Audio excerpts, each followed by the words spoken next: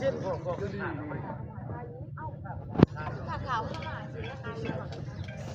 37จะให้มันจัดแต่100 ลิตร100 คัน30บ่แล้วบ่เอานี่ก็จะได้เป็นตัดหญ้าเนี่ยเราไปคุยกับตุ้มใช่แต่รถแต่40 คันสิบน้อยแล้วจากนั้นมันอยู่นู่น100 คัน100 คันครับนี่ครับให้แต่ลอยเอ้าตาสิพอบ่เดี๋ยวนี้คนบอกหลายๆ100 ลิตร37สิบ่ได้เมื่อคือเก่าบ่เดี๋ยวนี้ตาได้แต่คันละลิตรตอนนี้เอ้า